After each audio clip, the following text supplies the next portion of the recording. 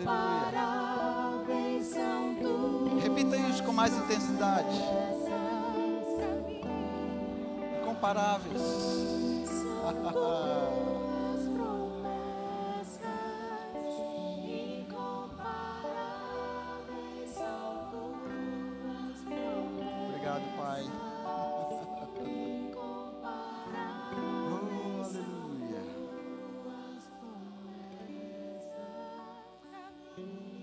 Aleluia, obrigado, Senhor. Tuas promessas são incomparáveis para nós. Você é um Deus de alianças, você é um Deus de promessas, você é um Deus que não é homem para mentir. Você é o Deus que fala e tudo acontece. Todas as coisas foram criadas por meio daquilo que você falou. Você é um Deus bom. Obrigado, Senhor, porque você é um Deus bom. Toda a terra te louva, toda a criação te louva, por tudo que você é, porque você é digno, você é digno, você é merecedor de todo o nosso louvor. Você é merecedor, você é entronizado em meio aos louvores do seu povo, porque você é o nosso Rei, você é o nosso Deus. Nós te louvamos, Pai.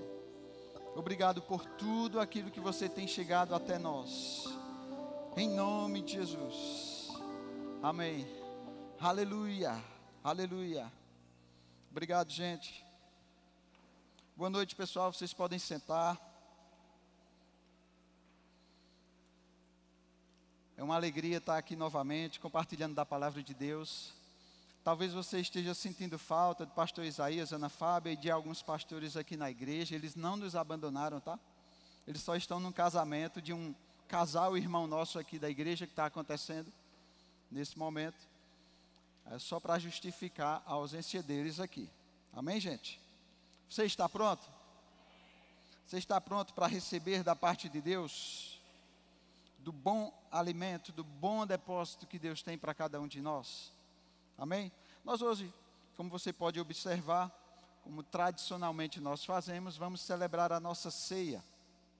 E eu queria que você primeiro abrisse comigo, lá em Colossenses 2:9. Queria deixar esse texto de base aqui para nós. Colossenses 2, capítulo 2, versículo 9. Diz assim: porquanto nele habita corporalmente toda a plenitude da divindade. Diga comigo, nele habita corporalmente. O que significa isso? Habitar em Cristo, corporalmente toda a plenitude da divindade. O que a gente pode pensar por plenitude? Eu queria falar disso essa noite. Talvez você se pergunte, o que é que plenitude da divindade ou a plenitude de Deus tem a ver com a ceia? Aquilo que nós vamos celebrar, o sangue de Cristo derramado na cruz do Calvário, o seu corpo moído, tragado pelas nossas transgressões, pelas nossas iniquidades. O que isso tem a ver com a plenitude de Cristo, ou a plenitude de Deus em Cristo, que habita nele corporalmente, toda essa plenitude? Tudo aquilo que podemos conhecer de Deus, todos os nomes redentivos, eu poderia citar aqui, pelo tempo eu não vou fazer isso, mas o Senhor que cura, o Senhor que sara, né, o Senhor que é a nossa provisão, o Senhor é a nossa bandeira, enfim, todos aqueles nomes redentivos que nós podemos ler no Antigo Testamento, se cumprem em Cristo Jesus. Todo o caráter de Deus, tudo aquilo que pode ser revelado acerca de Deus, tudo que pode ser conhecido acerca de Deus, habita em Cristo Jesus. Não é que seja errado dizermos, Jeová Nissi, o Senhor é a nossa bandeira, mas todos os nomes redentivos se cumprem em Cristo. Tudo aquilo que pode ser revelado sobre o Pai, sobre Deus, sobre a criação, sobre a sabedoria dele, se cumprem plenamente em Cristo Jesus. E nós vamos entender o porquê disso aqui que nós vamos fazer, da ceia do Senhor, não como um ritual. Sabemos que é uma ordenança. Ele diz que nós precisamos fazer isso em memória dele, até que ele venha. Precisamos celebrar a ceia sim, mas não como um ritual. Fazemos como uma celebração memorial daquilo que ele fez por nós, na cruz do Calvário. Abre comigo, Apocalipse 13:8. Vou começar pelo fim. O último livro da Bíblia, Apocalipse 13:8. A ceia vai representar isso, essa morte sacrificial de Cristo Jesus, do Cordeiro Pascal, Cordeiro de Deus, a provisão de Deus para nós. Apocalipse 13:8 diz, falando acerca daqueles que vão adorar a besta, ou anticristo, e adorá-la-ão todos os que habitam sobre a terra, aqueles cujos nomes não foram escritos no livro da vida do Cordeiro, que foi morto desde a fundação do mundo. Cordeiro que foi morto desde a fundação do mundo. Cordeiro não foi morto na cruz, aquilo foi a consumação do plano redentivo de Deus. Jesus não foi o erro do homem ou o pecado do homem no Éden, não foi um acidente. Jesus não é o remendo de Deus para tentar tapar o buraco que Adão criou. Jesus é a provisão de Deus para a humanidade. Desde a fundação do mundo, Deus já tinha a provisão para cada um de nós. Antes mesmo dele criar todas as coisas. Antes mesmo de existir jardim, de existir o homem, de existir o diabo, a provisão de Deus já estava com ele, para nós. Antes mesmo de nós existirmos. Por quê? Porque ele é o Deus da nossa provisão. Nosso Jeová Jireh. Então o Cordeiro foi morto desde a fundação do mundo. Como? Por meio dos diversos sacrifícios que eram realizados. Existia, e só para que a gente entenda, né, se você puder ir comigo lá em Hebreus 10, a gente vai ter uma noção disso. Não dá para a gente ler tudo acerca desses sacrifícios. Se você ainda não fez o rema, isso é uma oportunidade maravilhosa de você se matricular nessa escola. Temos inúmeros assuntos, um deles, né, é uma disciplina chamada Aliança de Sangue. Você vai estudar todas as alianças redentivas de Deus na humanidade, desde Adão até a nova aliança, essa que estamos vivendo, de forma esmiuçada. 7 dias de aula, só sobre esse assunto, olha que maravilha. Então, se você não fez o rema ainda, você vai ter a oportunidade de conhecer isso em detalhe, de forma esmiuçada. Hebreus 10, do 1 ao 4, diz, ora, visto que a lei tem sombra dos bens vindouros, não há imagem real das coisas, nunca jamais pode tornar perfeitos os ofertantes, com os mesmos sacrifícios que ano após ano, perpetuamente eles oferecem. De outra sorte, não teriam cessado de ser oferecidos, porque os que prestam culto, tendo sido purificados uma vez por todas, não mais teriam consciência de pecados?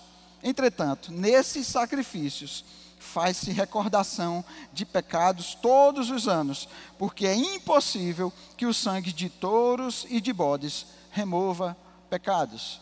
O que é que acontecia no Antigo Testamento, se nós formos ver? Os diversos sacrifícios que aconteciam. Se você já usou cartão de crédito, se você usa cartão de crédito, talvez você já tenha passado por uma situação do tipo, chegou a fatura e você não tem todo o dinheiro para pagar. Mas tem uma estratégia lá no cartão de crédito, que é o seguinte, se você pagar qualquer valor entre o mínimo e o máximo, o banco vai te tolerar. Isso vai ser postergado, com juros e correções mais para frente.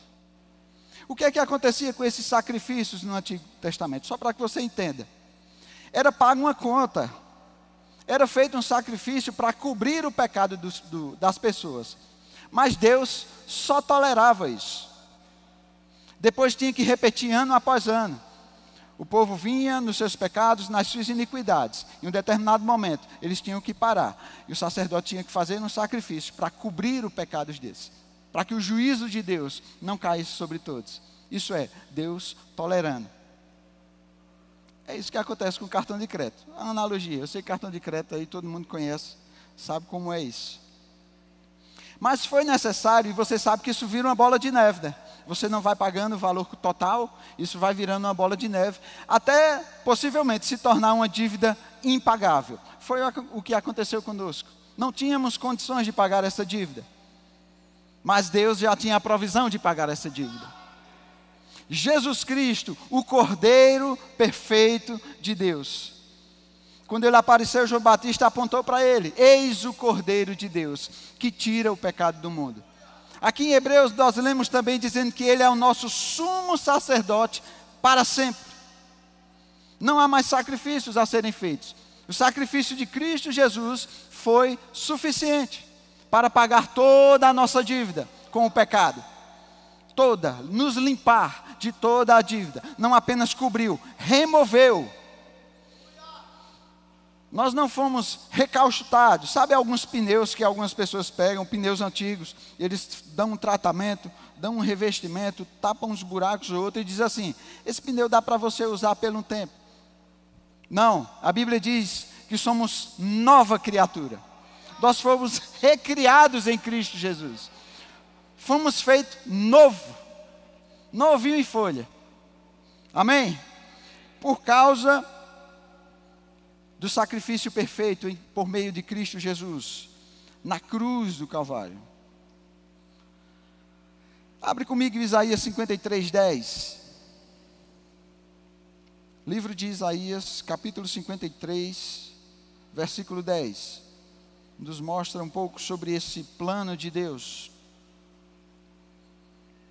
Isaías profetizando 600 anos antes de Cristo. Diz assim: fazia parte do plano de Deus, ou do plano do Senhor, eu estou lendo na nova versão tradicional, tá? Fazia parte do plano do Senhor esmagá-lo, causar-lhe dor. Quando, porém, sua vida for entregue como oferta pelo pecado, ele terá muitos descendentes. Diga comigo, muitos descendentes. Terá vida longa, e o plano do Senhor prosperará em suas mãos. Aqui está falando desse plano do Cordeiro de Deus que foi morto desde a antiguidade, né, desde antes da fundação do mundo. Esse plano perfeito, Isaías revelando, que agradou a Deus moê-lo. Nós sabemos que isso é por meio do sacrifício na cruz do Calvário. E diz que por meio, né, dessa oferta pelo pecado, ele teria muitos descendentes. Muitos descendentes. Muitos descendentes. Por que você acha que somos chamados de cristãos? Jesus foi o primeiro a ressuscitar dentre os mortos. O primeiro dentre muitos. E diz que o seu plano, o plano do Senhor, prosperará nas suas mãos, ou nas mãos daquele que seria oferecido como oferta. A oferta perfeita, do sacrifício perfeito, por meio das mãos dele. E a gente poderia pensar: tá, beleza, Cristo veio, viveu nessa terra, fez milagres, maravilhas, mas ele foi embora. E de fato, por meio das mãos deles, muita coisa foi feita. Mas e aí, depois que ele foi embora? Volta comigo, lá em Hebreus, só que capítulo 9.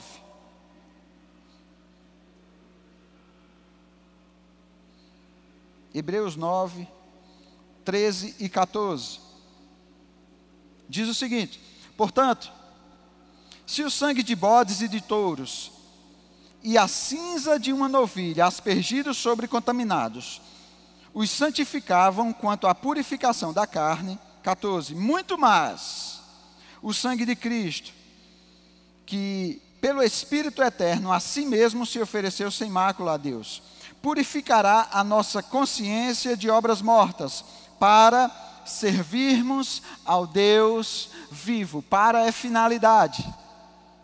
O sacrifício de Cristo nos purifica de toda má obra, de toda obra má que nós fazíamos ou praticávamos antes de aceitarmos a Jesus. Mas ele diz: para servirmos ao Deus vivo. Isso é, o sacrifício de Cristo não somente foi eficaz para nos purificar de todo o pecado, mas para nos qualificar para um bom serviço. O mesmo sacrifício da cruz do Calvário, que nos purificou, que nos limpou, que nos lavou de toda a impureza do pecado, é o mesmo sacrifício que nos torna capazes de servirmos a Deus. Deus não salvou ninguém para ser parasita. Sabe o que é um parasita? Parasita é aquele que está no corpo. Se um parasita se instalar em um corpo, ele está lá, ele é um ser vivo, que ele se instala no corpo. Só que ele não contribui em nada, ele só suga. Só vem, só suga. Na minha época que eu jogava bola, quando tinha alguém que prendia demais a bola, os colegas diziam, solta a bola, chupa sangue. Parasita. Não contribui pelos outros. É um ser que está no corpo, ele está instalado no corpo, mas ele não oferece nada, ele não contribui com nada, ele só suga. Isso é a definição de parasita. Deus não chamou ninguém para ser parasita, mas para ser membro do corpo. Membros uns dos outros. Amém, gente? E quem é o corpo de Cristo? Já que no plano de Deus, Jesus seria oferecido como sacrifício perfeito, e por meio deles, né, ele teria muitos descendentes, e por meio de suas mãos, ele faria as obras aqui na terra. Colossenses 1, 24. Quem é o corpo de Cristo? Já que Jesus ascendeu aos céus. Colossenses 1, 24 ao 29 diz, e agora me regozijo nos meus sofrimentos por vós, Paulo falando, e preencho o que resta das aflições de Cristo na minha carne, a favor do seu corpo, que é a igreja, diga a igreja, da qual me tornei ministro, de acordo com a dispensação da parte de Deus, que me foi confiada a vosso favor, para dar pleno cumprimento à palavra de Deus. 26. O mistério que estiver oculto dos séculos e das gerações, agora todavia se manifestou aos seus santos, aos quais Deus quis dar a conhecer qual seja a riqueza da glória deste mistério entre os gentios, isto é, Cristo em vós, a esperança da glória. 28. O qual nós anunciamos, advertindo a todo homem e ensinando a todo homem toda a sabedoria, a fim de que apresentemos todo homem perfeito em Cristo. Apresentemos todo homem perfeito em Cristo. Veja, Jesus foi oferecido como sacrifício perfeito, para que pudéssemos apresentar a Deus todo homem perfeito em Cristo. Veja a continuidade do plano de Deus, que não parou apenas em Cristo Jesus. Por meio desse sacrifício, ele tem continuidade por meio de cada um de nós. 29. Para isso é que eu também me afadigo, esforçando-me o mais possível, segundo a sua eficácia, que opera eficientemente em mim. A eficácia daquilo que Cristo fez na cruz do Calvário, que foi capaz de me libertar da morte, me lavar de todo o pecado, de toda iniquidade. Paulo diz, opera de forma eficaz em mim. E que isso tem a ver com a carne e o sangue, com a ceia do Senhor Jesus Cristo. Estamos construindo um entendimento e vamos chegar lá. 1 Coríntios 11 é o capítulo, né, da Bíblia que normalmente ou tradicionalmente se utiliza para celebrarmos a ceia. 1 Coríntios 11, 17, vai lá comigo. Que plano de Deus foi esse? Onde o Cordeiro seria morto desde a fundação do mundo? Que plano é esse? Que por meio de Jesus Deus teria vários descendentes e fariam muitas obras, muitas coisas por meio de suas mãos, na continuidade daquilo que Cristo realizou aqui. 1 Coríntios 11, 17 ao 18. Diz o seguinte, eu vou saltear que o texto é longo. 17, nisto porém, que vos prescrevo, Muito duro isso que Paulo fala. Eu não vos louvo, porquanto vos ajuntais, não para melhor, e sim para pior. Olha que tristeza. 18. Porque antes de tudo estou informado a haver divisões entre vós, quando vos reunis na igreja. E eu em parte o creio. Pula para o 20. Quando, pois, vos reunis no mesmo lugar, não é a ceia do Senhor que comeis. 21.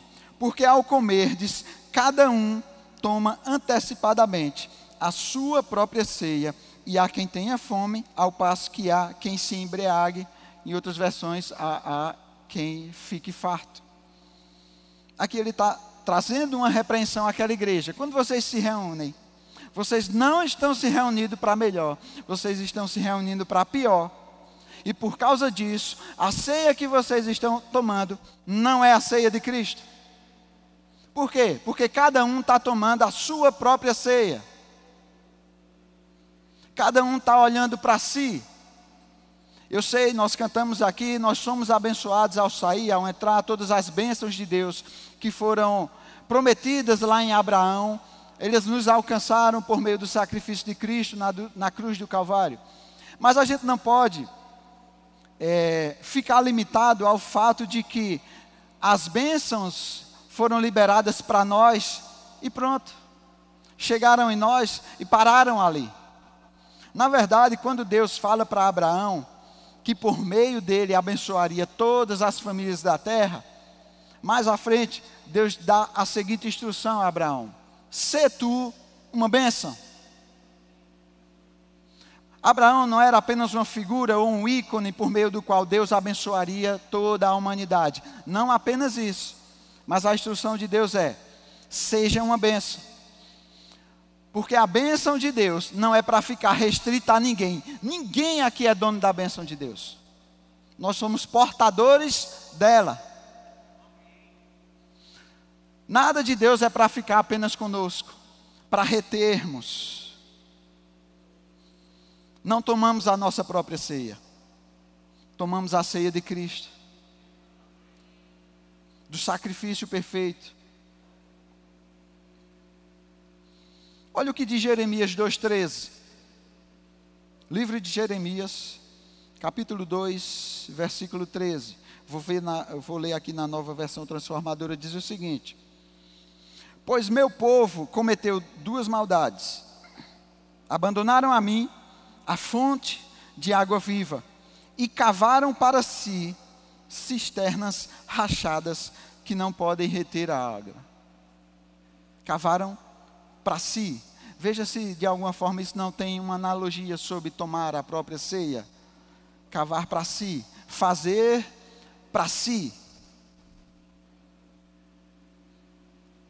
João 6, Jesus vai deixar um pouco isso mais claro.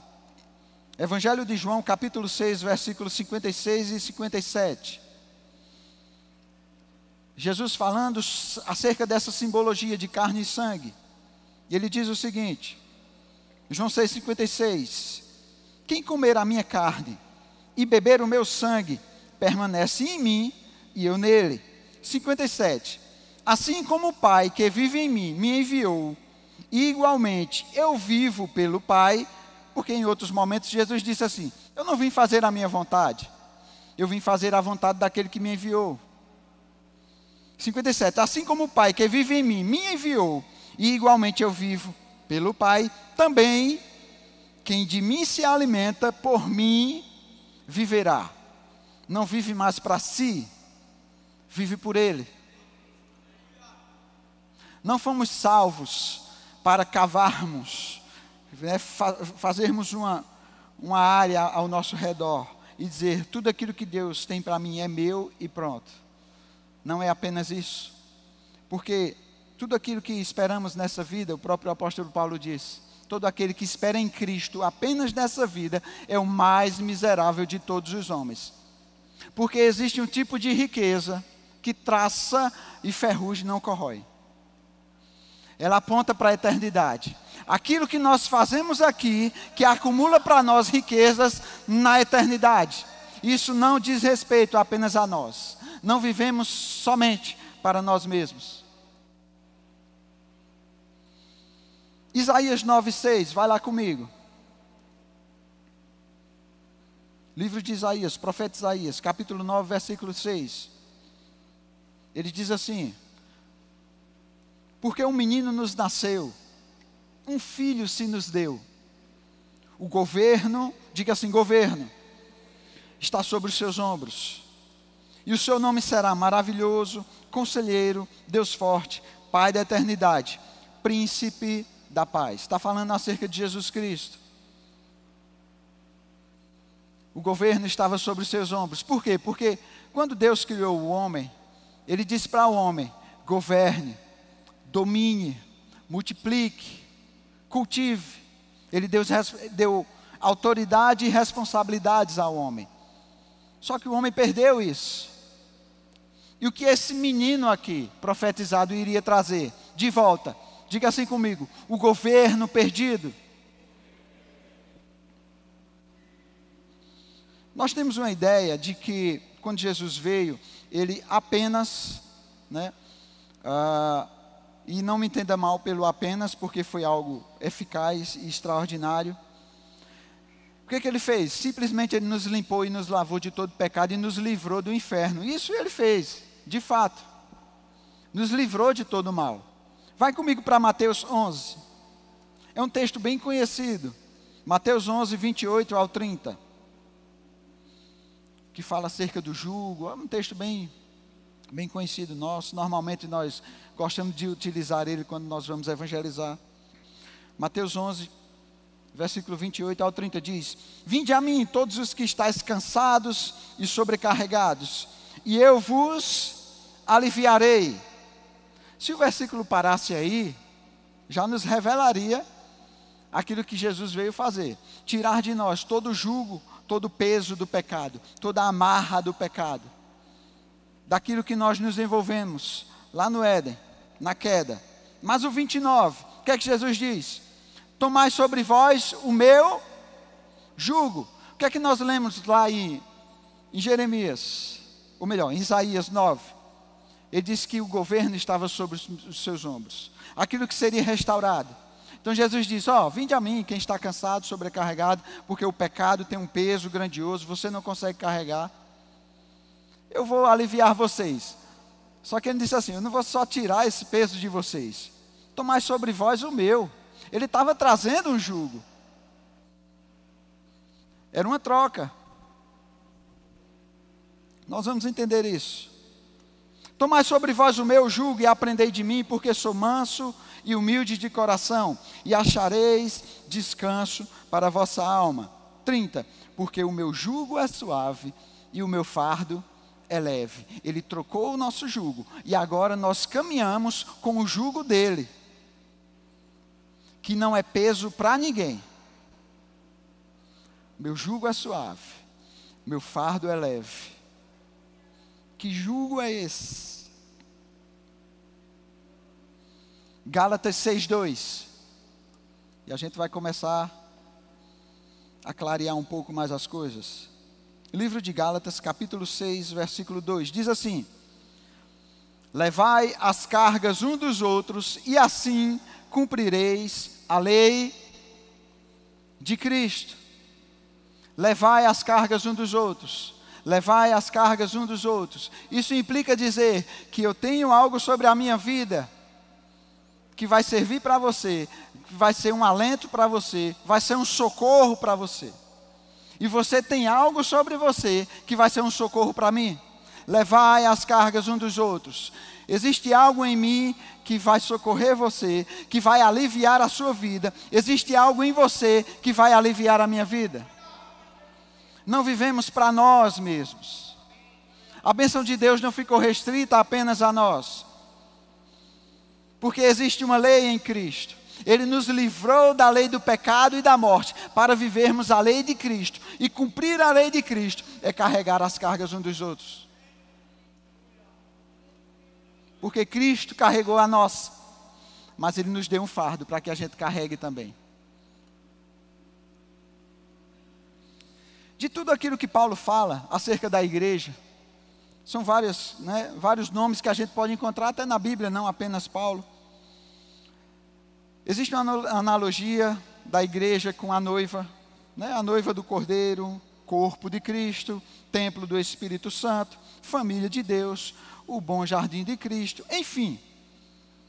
A igreja ela é comparada na Bíblia, com várias figuras e simbologias ou analogias. Mas é interessante que quando fala acerca de corpo, e a Bíblia diz que aquele que toma, não discernindo o corpo,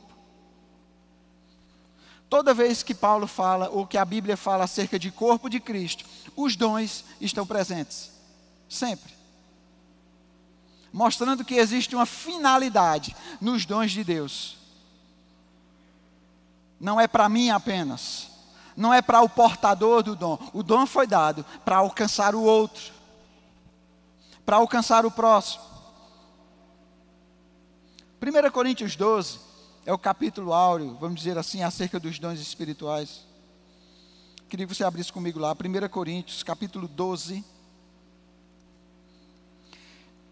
Não dá para a gente ler o capítulo todo, seria muito bom se a gente pudesse ler, existem riquezas maravilhosas aqui, mas a gente vai saltear um pouco. 1 Coríntios 12, do 4 ao 7, primeiro. Ora, os dons são diversos, mas o Espírito é o mesmo. E também há diversidade nos serviços, mas o Senhor é o mesmo. E há diversidade nas realizações, mas o mesmo Deus é quem opera tudo e todos. Veja, ele falou de Espírito, ele falou do Senhor e ele falou de Deus. Acerca dos dons, a Trindade está envolvida. 6. E há diversidade, já li, 7. A manifestação do Espírito é concedida a cada um, visando ao fim proveitoso. Salta para o 12. Porque, assim como o corpo é um e tem muitos membros, e todos os membros, sendo muitos, constituem um só corpo, assim também com respeito a Cristo. 24, salta para o 24. Mas os nossos membros nobres não têm necessidade disso, porque ele antes vem falando acerca de honra, de desonra, aquele que é mais honroso, decoroso. Deus coordenou o corpo, concedendo muito mais honra àquilo que menos tinha. 25. Para que não haja divisão no corpo. Lembra que Paulo estava repreendendo a igreja de Coríntio, dizendo que ele estava sabendo que estava havendo racha e divisões entre todos? Pois é, aqui ele está revelando que Deus coordenou o corpo, concedendo muito mais honra àquilo que menos tinha, para que não haja divisão. Pelo contrário, cooperem os membros com igual cuidado em favor uns dos outros. 27. Ora, vós sois corpo de Cristo, e individualmente membros desse corpo. Ninguém individualmente é corpo. Individualmente nós somos membros. Essa ideia aí que está surgindo do diabo, dos desagrejados, desengrejados, sei lá como é que fala esse negócio, daqueles que não querem mais frequentar a igreja e dizem, eu sou a igreja, sozinho. Mentira do diabo. Individualmente, eu sou membro. Juntos, somos a igreja. Vós sois o corpo de Cristo e individualmente membros desse corpo. 28. E aí vem aquela famosa lista. A uns estabeleceu Deus na igreja, primeiramente apóstolos, em segundo lugar profetas, em terceiro lugar mestres, depois operadores de milagres, depois dons de curar, socorros, governos, variedades de línguas. Eu acho interessante porque nessa lista toda aqui, ele põe socorros. Você acredita que o chamado profético, ele é espiritual? Sim ou não? É espiritual, gente? Chamado profético, aquilo que os dons que se manifestam por meio de um chamado profético, todo o reteté que acontece.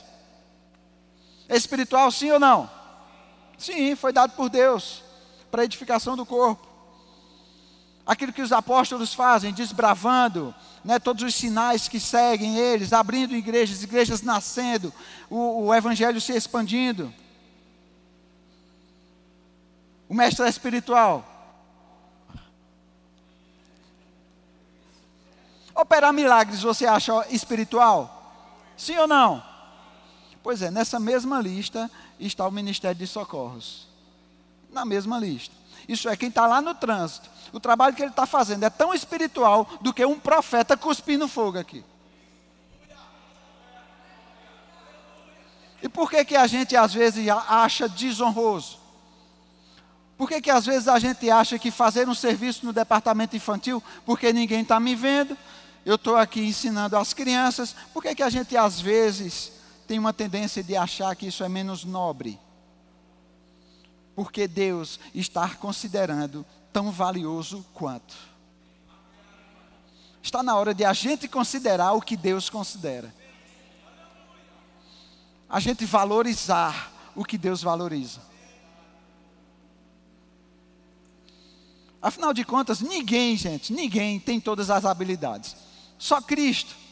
Só a Bíblia fala que acerca de Cristo, só Ele era apóstolo, profeta, evangelista, pastor, mestre, ministério de socorro, tudo que você imaginar, Ele atuou.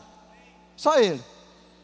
Mas ninguém mais. Sabe por quê? Porque eu preciso de você e você precisa de mim.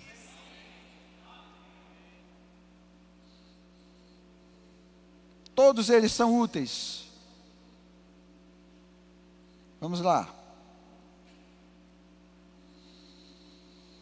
Atos 6, eu já estou começando a me encaminhar para o fim. Abre comigo a Atos 6, do 1 ao 8. Falando especificamente acerca dessa atuação do ministério ministério de socorros. Aqui em Atos 6, do 1 ao 8, é a primeira evidência, né, do estabelecimento dessa atuação aqui. Eu vou ler de novo na nova versão transformadora. Atos 6, do 1 a 8, diz assim: à medida que o número de discípulos crescia, surgiam murmúrios de descontentamento. Olha aí a igreja crescendo, é o sonho de todo pastor a igreja crescer. A primeira coisa que surgiu com o crescimento da igreja, murmuração. Problema. Só para que você tenha uma noção, a igreja, os historiadores dizem que repentinamente, aproximadamente, de 6 meses a 1 ano, a igreja lá em Jerusalém, ela cresceu de 120 pessoas para 8.000 pessoas. Melhor, 8.000 homens, sem contar mulheres e crianças. Imagina essa igreja aqui, com um crescimento desse. Como ficaria o estacionamento aqui? O trânsito, o departamento infantil. Um crescimento estrondoso desse. Vamos lá. Os judeus de fala grega se queixavam dos de fala hebraica, dizendo que suas viúvas estavam sendo negligenciadas da distribuição diária de alimentos. 2. Por isso, os 12 convocaram uma reunião com todos os discípulos e disseram: nós apóstolos devemos nos dedicar ao ensino da palavra e não à distribuição de alimentos. Sendo assim, irmãos, escolham entre vós 7 homens respeitados, cheios do Espírito Santo e de sabedoria, e nós os encarregaremos desse serviço. Então nós, os 12, nos dedicaremos à oração e ao ensino da palavra. A ideia agradou a todos, e escolheram Estevão, homem cheio de fé e do Espírito Santo, e também Filipe, Prócoro, Nicanor, Timon, Pármenas, cada nome bonito, se você quiser nome aí para botar nos seus filhos, Nicolau de Antioquia, que antes havia se convertido ao judaísmo.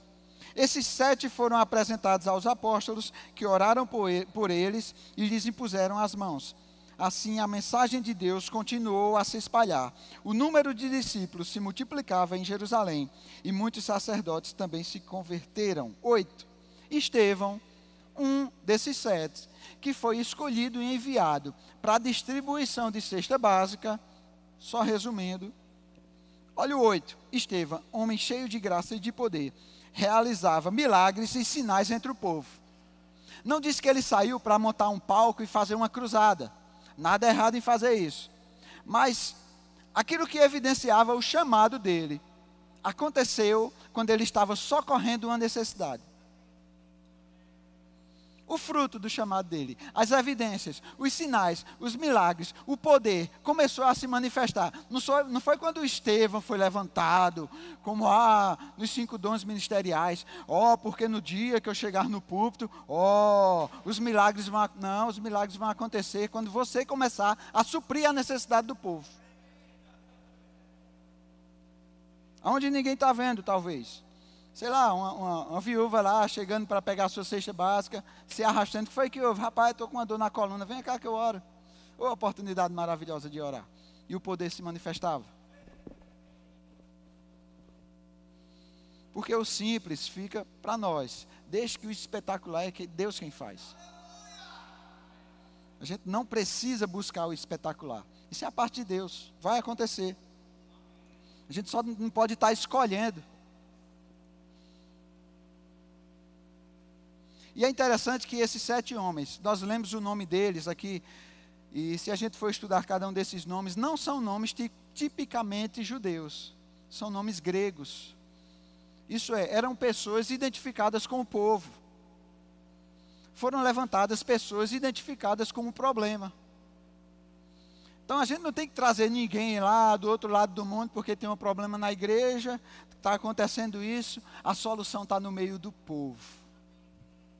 A solução para os problemas dessa igreja, se alguém aqui está desanimado e pensando em ir embora, talvez você seja a resposta. Se você considerar, ou começar a considerar o que Deus considera. Se você começar a valorizar o que Deus valoriza. Milagres e sinais, enquanto nós servíamos uns aos outros. Eles, na verdade, né? Enquanto eles serviam uns aos outros. E eu creio, no nosso meio, milagres e sinais, enquanto nós começarmos a servir uns aos outros. Servindo uns aos outros. Levando as cargas uns dos outros. Sendo socorro um para o outro.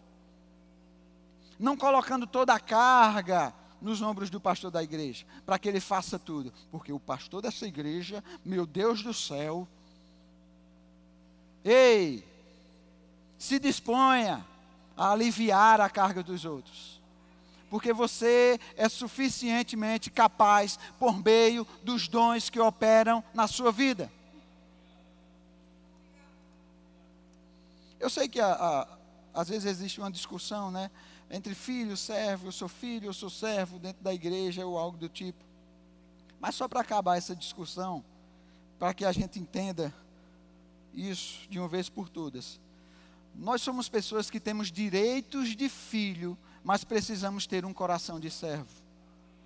Porque os direitos foram por meio do sacrifício ao que Deus nos manda fazer. Porque servo é aquele que obedece. Só isso. 1 Pedro 4, do 10 a 11, 10 e 11. 1 Pedro 4, 10 e 11. Diz assim: servi uns aos outros, cada um conforme o dom que recebeu, como bons despenseiros da multiforme graça de Deus. 11.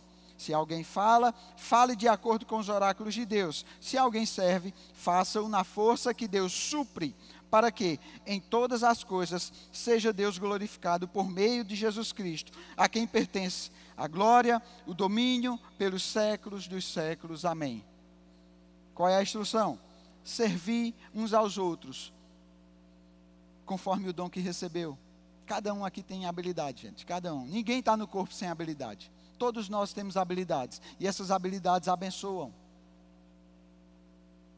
E ele fala aqui como dons dispenseiros da multiforme graça de Deus. O que é um dispenseiro? O dispenseiro é um mordomo. Você imagine numa casa que tem uma dispensa, e nessa dispensa são guardados todos aqueles recursos, né, que o dono da casa trabalhou e por meio de suas riquezas ele adquiriu para colocar nessa dispensa. Para que todos da casa sejam servidos. Então o que é que o mordomo faz? A dispensa não é do mordomo, nem o que tem dentro dela é dele. Ele só administra. Ele pega o que está na dispensa e ele leva e serve aos que estão na casa. Não é assim que funciona o mordomo? Um exemplo disso, José do Egito. Foi levantado como governador e ele administrava as riquezas do faraó. As riquezas não eram deles, mas ele era o administrador. Isso é um bom exemplo de mordomo. Isso é, nós fomos chamados para administrar as riquezas de Deus. Isso é, se não estamos agindo como mordomo, nós estamos privando o povo de receber das riquezas do rei. Isso é sério.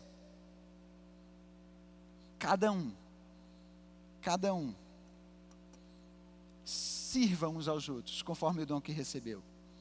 Como bons dispenseiros. Não podemos ser um mau dispenseiro. Precisamos ser um bom dispenseiro. Para administrar bem os recursos do Pai. Amém, gente? Aqui fala de multiforme graça. O que é multiforme graça? Literalmente significa múltiplas cores. Eu não sei se você já foi numa loja que vende a tinta, você vai pintar a sua casa, vai numa loja, vai comprar tinta e eles lhe dão uma paleta de cores. E tem umas que você abre assim, parece que é um leque infinito, parece que ele não tem fim, de tanta cor que tem. Multiforme no original é justamente esse significado, múltiplas cores, isso é, uma cor da graça presente em cada um de nós. Uma cor da graça presente em cada um de nós, para alcançar o próximo, para alcançar outra pessoa. Agora que você está sabendo disso, quando você for orar por alguém, quando você for impor as mãos por alguém, não faça isso de qualquer forma, porque existe uma cor da graça de Deus que está sendo manifesta por meio disso, para alcançar vidas. Nós precisamos servir uns aos outros, ser suporte. Aqui nós temos um suporte. Eu sei que quando a gente lê na palavra assim, suportai-vos uns aos outros, dá aquela ideia de, rapaz, eu te aguento, né? Eu te suporto. Afinal de contas, né, a Bíblia manda a gente amar. Fazer o quê? Se eu pudesse, eu nem estaria aqui. Mas eu queria que você tivesse outra visão de suporte, ou de suportar uns aos outros. Nós temos aqui um suporte, um cabo de aço, segurando essa caixa. E qual é a razão de existir do suporte? Ele está aqui para servir de estrutura para que a caixa cumpra o seu propósito. Talvez ninguém tenha percebido a existência do suporte. Talvez se começar a balançar, você, eita, olha aquele cabo de aço, vai aguentar. Aí você perceba que ele existe. Mas talvez todo mundo só saiba ou só perceba a existência da caixa por causa do som que ele produz. Mas só é possível ele ser efetivo, porque tem um suporte sustentando ele. Isso é, o suporte é a estrutura para que o outro cumpra o propósito dele. Será que nós estamos dispostos a isso? Você servir de estrutura para alguém, para que o outro cumpra o seu propósito? Ou será que a gente está esperando alguém que possa ajudar para eu cumprir o meu? Ei! Vai acontecer. Só que tem um detalhe. Lá em Gálatas, Paulo fala, não se engane o homem, aquilo que ele planta é aquilo que ele colhe. É possível que você não esteja sendo ajudado, porque você não está ajudando. Você não está plantando, vai colher o quê? Não dá para colher uma coisa que você não plantou. 1 Coríntios 15, 10.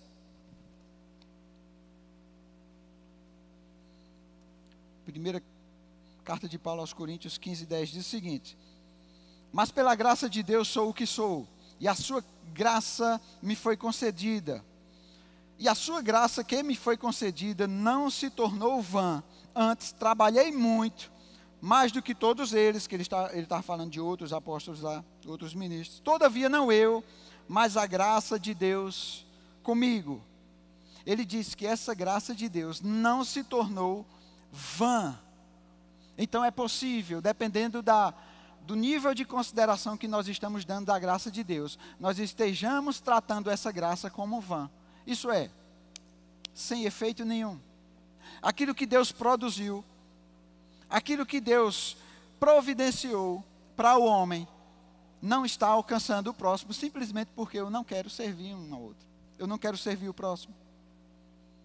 Nós estamos privando que as riquezas de Deus cheguem às pessoas que estão na casa, porque não estamos querendo servir uns aos outros. Olha como isso é perigoso. E Paulo diz, essa graça de Deus em mim, eu sou o que sou, porque essa graça não se tornou vã. Eu não tratei ela de qualquer forma. Eu valorizei. Eu trabalhei muito. Aí ele diz, não eu, mas a graça de Deus comigo. Junto comigo, naquilo que eu faço. A graça de Deus. E eu queria já chamar os diáconos e o grupo de louvor.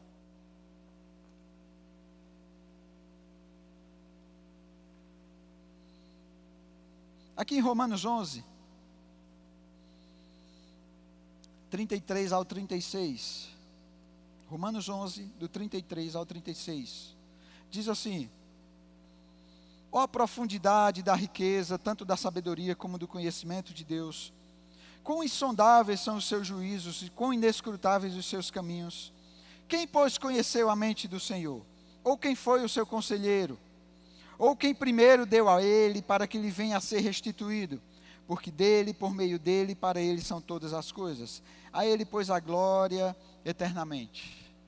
Aqui está falando acerca das riquezas, ou dessas insondáveis riquezas de Deus.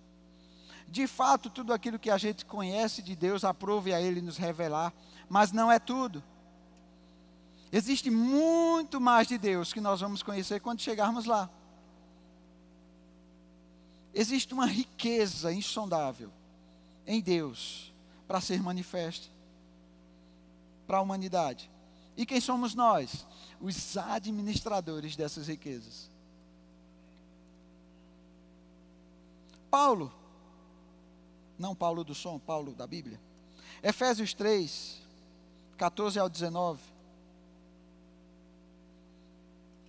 Livro de Efésios, capítulo 3, do 14 ao 19, ele diz assim: por esta causa me ponho de joelhos diante do Pai. Ele aqui estava como prisioneiro. Se você for ler Efésios 3, 1, ele diz, por esta causa eu, o prisioneiro, tá? Estou adiantando aqui. Por esta causa me ponho de joelhos diante do Pai, de quem toma nome toda a família, tanto nos céus como sobre a terra, para que, segundo a riqueza de sua glória, vos conceda que sejais fortalecidos com poder, mediante o seu Espírito no homem interior. 17. E assim habite Cristo no vosso coração, e pela fé, estando vós arraigados e alicerçados em amor, a fim de poderdes compreender com todos os santos qual é a largura, o comprimento, a altura e a profundidade, e conhecer o amor de Cristo, que excede todo o entendimento, para que sejais tomados de toda a plenitude de Deus. Lembra que nós lemos no início, lá em Colossenses 2,9, porque nele habita corporalmente toda a plenitude da divindade. Isso implica dizer que nós, como corpo, não individualmente, como corpo, cada um de nós, com o dom, com o talento que Deus nos deu, quando nós estamos juntos, quando nós estamos servindo uns aos outros, nós estamos manifestando a plenitude de Deus que habita de forma corpórea em Cristo. Por quê? Porque nós somos o corpo de Cristo. A única forma de Deus ser pleno nessa terra é por meio do seu corpo. Isto é, por meio da igreja, que sou eu e é você, quando estamos juntos.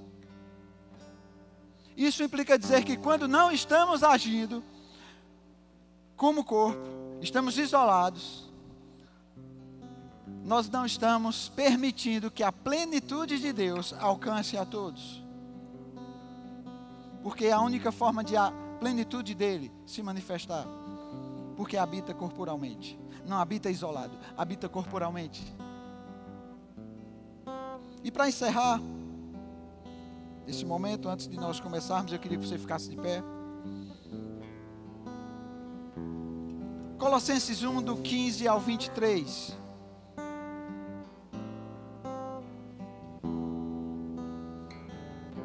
Colossenses 1, do 15 ao 23 diz: esta é a imagem do Deus invisível, o primogênito de toda a criação, pois nele foram criadas todas as coisas, nos céus e sobre a terra, as visíveis e as invisíveis, sejam tronos, sejam soberanias, quer principados, quer potestades, tudo foi criado por meio dele e para ele. 17. E ele é antes de todas as coisas, nele tudo subsiste. Ele é o cabeça do corpo da igreja. Ele é o princípio, o primogênito dentre os mortos, para que em todas as coisas ter a primazia.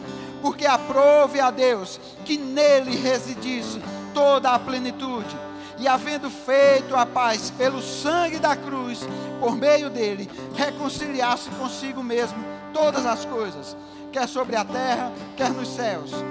E a vós outros também, que outrora erais estranhos e inimigos do entendimento, pelas vossas obras malignas, agora, porém, vos reconciliou no corpo da sua carne, mediante a sua morte, para apresentar-vos perante ele santos, inculpáveis e irrepreensíveis, se é que permaneceis na fé, alicerçados e firmes, não vos deixando afastar da esperança do evangelho que ouvistes, e que foi pregado a toda criatura debaixo do céu, e do qual eu, Paulo, me tornei ministro.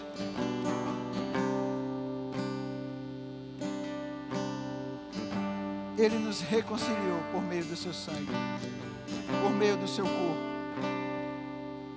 para que, como membros desse corpo, nós possamos manifestar a graça dele para cada um. Manifestar a graça, sendo alívio, carregando as cargas uns dos outros, suportando uns aos outros, isso é, sendo suporte uns dos outros. Ninguém é igreja sozinho. Cristo não morreu apenas por você. Cristo morreu por toda a humanidade. Você faz parte dela. E como membro, eu posso manifestar a graça de Deus, cumprindo esse plano perfeito de Cristo na cruz do Calvário, mas para que possamos manifestar o poder de Deus de uns para com os outros. Vou fazer um exemplo aqui, só para você. Eu sei que está todo mundo em pé, mas digamos que eu tirasse essa cadeira e não tivesse mais lugar para sentar, e durante o culto ela tivesse que ficar em pé. Eu vou te falar uma coisa: ficar em pé durante pouco tempo dá um cansaçozinho, dá, mas a partir do momento que vai passando esse tempo, vai se tornando mais cansado, não vai? Cada vez mais cansado. É igual você segurar um copo de água. Se eu pegar um copo de plástico e botar água, se você segurar ele não vai pesar ainda.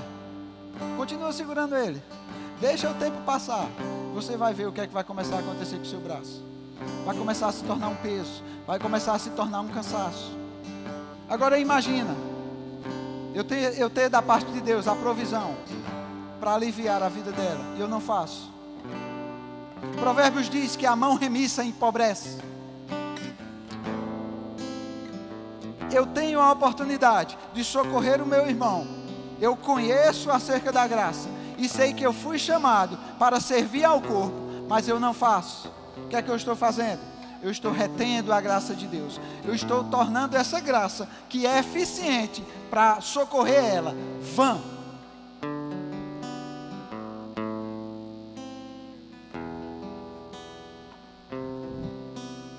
Nós vamos ceiar. E eu queria que você se examinasse.